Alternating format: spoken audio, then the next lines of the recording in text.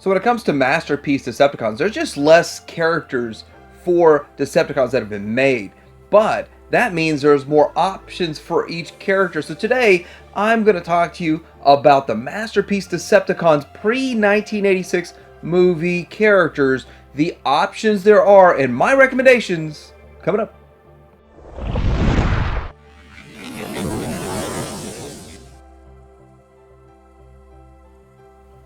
So inevitably, I'm probably going to miss a character or two, so put that in the comments if I do miss a character, or if you agree or disagree with my options here. Anything that I missed in the last video is going to be on the Autobots for the 1986 movie and forward video. So getting into this, you got to start out with Megatron. So Megatron, the MP36 from Takara is the best. The official is the best. From what I hear, what I see, I don't have the official. Now, this figure does look great, and he's very posable. And there's a couple of issues with him, like his back's not that clean and all that. But if you go KO, I would recommend number one, the Magton, which is shiny. Or if you want to go with the Toy House Factory, a lot of people like the Infinite Transformation. And that's where we get into talking about all of these extra options for Decepticons, because there's just so few. Now, if you want to spice things up and go with a third-party option here, there's a Polyon on the right, and on the left is the DX9. Out of these two, I own both of these. I prefer the DX9 because it is a bit simpler to handle and transform versus the X-Transbots and probably the MP36. And it is a much cleaner design and a cleaner look. The only thing I really don't like about the DX9 is the shins. The lower legs, the front, looks unfinished. Aside from that, everything else about that figure looks good. It looks Megatron. It looks solid. And X-Transbots still looks good. It was the first one out of the gate ever, so they were first, but maybe not the best. It's still not a bad option. Both of these are great options.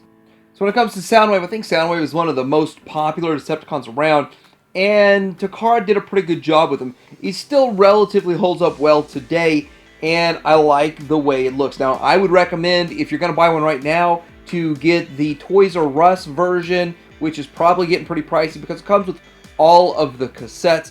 But again, you can get the Takara one, it only comes with the laser beak, or you could get any of these KOs of this thing. And the KOs, I think you got to be careful with the fingers. I think the fingers are individually articulated and they pop off easy. Even on the official one, the pointer finger pops off pretty easy. But it's a pretty good, solid design here. We know Fans Toys is coming out with one, but we have no idea when. They announced it in 2019, and we still do not have a specific date. A month. We have no idea when it's coming, and it's supposed to come with cassettes, or does it come with cassettes, or are they sold separate? Still a lot of questions surrounding Acoustic Wave, but it's probably going to be the best one when it does finally eventually come out, and we have no idea price. By then, are we going to be paying $300 per Fantoys release? Next up, we have Shockwave, and I really say the Takara version, but the Plus version, because it has the darker purple, and I don't have that one myself. I've got the Lavender Wave, which is the lighter purple, and people try to say that is animation correct. The animation varies, so sometimes it looks like this, sometimes it looks lighter, sometimes it's in between. So I think Takara did a really good job with this one, sort of almost matching the toy, but not quite as dark as the toy. I like the color of this, it looks great, and overall I like the design of Takara the most. I think a happy medium would be the Quake Blast made by Cloud9 is a good looking figure. He's solid, he's hefty, he's got die cast, and he looks really good. The lower legs are a bit thick, and that's really the only downside to this figure. A lot of people think that they copied the Fans Toys one, but I don't like the aesthetic of the Fans Toys version, and I like the aesthetic of this, so it wasn't a copy. It's not a copy of it. There may be some similarities there, but it's not a direct copy. Okay, so when it comes to Seekers, this is going to be tricky. Now, we'll talk about Starscream and all of those Seekers, and then we can talk about Coneheads. But looking at this, I would say it's hard to make any recommendations right now. We are at a massive crossing point in history when it comes to Masterpiece Seekers, and this has been 3 years in the works, by the way. Finally, it's coming to head, but it's coming to head bigger than we thought. Now, in the very middle, we have the Make Toys, which Make Toys is the king right now of Seekers. It's the best looking Seeker, most sought after. People paying $300 a figure for those until all these other announcements come out. Now, Takara on the right is coming out with theirs. A lot of people say that the the legs, the thighs are too skinny and all that stuff. And it's going to be $250. And we're used to paying like $115 for Make Toys. Those are now up to $150 to $220 depending where you buy it. But really a $150 for Make Toys. And on the very left is a new contender, and that is called Deformation Space. That figure does look good. It may, in fact, be the best Seeker made around. And we don't know the price yet, but we're expecting that to be a pretty good price point. No one knows for sure how much it's going to be just yet. Now, also, there's Zeta throwing their name in the hat and the ring there. And I'm not even showing it, but it's a pretty decent figure, but it's not great. It's the very low-budget Zeta version. As for the Coneheads, I expect Takara to eventually put out an updated version of their Coneheads with this new, what they call a 2.0 Seeker mold. It's actually going to be a 3.0 Seeker mold for all of us that have been watching this thing going on for a while. But I have, what's in front of you is the Toy World version of the Coneheads. And Zeta put out, most recently, the same exact mold, except with a more metallic look to it. So you can get Zeta or Toy World to get a Conehead. Same mold, just slightly different paint and aesthetic cues there.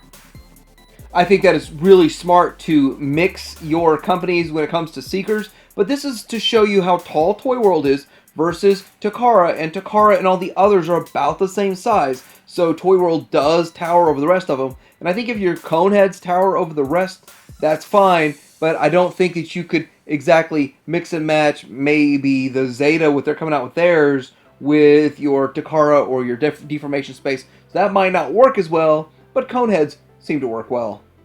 So getting into the bugs, Fans Toys bugs reign supreme. Everybody seems to want those the most. They even have an alternate version of a gray chest bug there. But looking at them, I think they look good. Holding them in hand and having them, they do seem to have a lot more kibble than I expected from a Fans Toys offering. And with that's one downside to them. They do have a lot of heft to them, a lot of weight to them. So I kind of like that aspect of them. They do present well. They do have some paint. But they are an older design, and so it is an older Fans Toys offering. So some of the other offerings actually battle them pretty well. Between Bad Cube and MMC out there, I like the MMC's better. MMC especially has some shiny looking metallic paint to them and chrome. I like the way they look, and they're taller than I thought they'd be. They probably aren't quite as good looking as the Fans Toys from the front, but they operate well. They work well, they transform well, they're pretty good, and for a relatively good price, way cheaper than Fans Toys, and they're big bots. You get a lot of bang for your buck, so I would recommend those if you can't get your hands on the Fans Toys. So Astro Train is an easy one. Fans Toys made the best looking one. And this thing is not perfect. It breaks down aesthetically from the side and really bad from the back. But again, I don't really care about the back so much, and I don't actually display them from behind.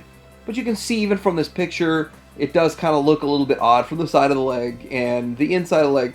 But you can still display this thing and make it look amazing. It is by far the best version out there. All the other ones are relatively garbage compared to this. I have to admit, I have a couple of other ones. I got a Zeta one, which is a Toy World, and then I've had the DX9 version, but none of them compare anywhere near this guy. So it is the reigning supreme champ, Fans Toys Thomas. So looking at Blitzwing, the character, and there are quite a few options out there. Believe it or not, there's quite a few options out there. I was one of the first people that I knew to pre-order the DX9 version that's on the right here, and the DX9 Gwalt. He's big, he's massive, he's beefy. He's an okay looking one. He's still a bit stylized, not as Super G1, but he works well, he transforms well, and he's solid, and he stands well. But he's huge. He is massive. Now, I didn't measure him, but I know he's way bigger than, say, the Ditka that's on the left. Now, KFC's Ditka looks really good. Now, Ditka really does look the part there, and a very nice looking figure, a really nice finish. At the end of the day, it looks great. He is a bit top heavy, and they didn't make the hardware in the leg strong enough to hold him up, so a lot of them fall over. Mine's kind of leaned up against something, but I can make them stand without falling over, but I'm going to be safe. I don't want him falling over in the middle of the day or middle of the night or whatever, so he's pretty solid. But he's been standing in my display for 2 years, pretty much in the same spot. I move him once in a while and put him right back in the same spot, but he looks good. But Fans Toys is coming. Now, a lot of people say wait for the Fans Toys, and Fans Toys is completely redesigned theirs, and they call theirs Berserk. Well, here's the thing. It's completely redesigned because I think they have the exact same issues Ditka did. See, their metallic, the metal, the die-cast, the weight and the heft that a Fans Toys product has, it has to have the hardware to hold it up. I think they redesigned it and put more parts and more weight in the legs, and that's smart of them, which is why this thing's like 5 or 6 years in the works. But anyway, looking forward to getting this guy eventually, but right now I got a Ditka, so I'm not in a huge hurry. So when it comes to another triple changer that was in the show, this is Octane, and there's two options. On the left there, we get the Unique Toys version, Unique Toys Provider. That's one I have. On the right, the KFC Strato Tanker. And looking at both of these, aesthetically, I am more pleased by what Unique Toys did on the left. Now on the right, KFC, or X-Transbots, is kind of associated there. He's taller, but I don't think aesthetically he looks as good. And also, I hear a lot of people saying they have QC issues and problems with it. Now, I'm sure as they reissue it over and over and over, and they keep making it, they make improvements to it, so I'm sure the QC issues from the past won't be the same as if it gets reissued now. But looking at both of these side by side, there's one big problem with Unique Toys. It's way too small. It is ridiculously short compared to all the other the triple changers out there. But the KFC Strato Tanker is bigger. It is the size of a masterpiece, and that's kind of where that one wins. So these are both tough. I still recommend Unique Toys. And if you can find a reflector out there made by Fans Toys, I think Fans Toys is still the best looking reflector. They call it Spotter. It's a nice looking set. They are very clean, very tuned. But I've also heard from Fans Toys they're not going to ever release this again. I actually asked them if they had parts or if they're going to reissue it, and they said no parts and no reissue for this set. So if they make another one, they would probably make a whole other set, like a 2.0 version, is the expectation. But then again, they also said the same thing about their bugs. And their bugs got reissued. So I don't know how much we can believe those things from the past, but these are really expensive, so I would suggest to go with KFC.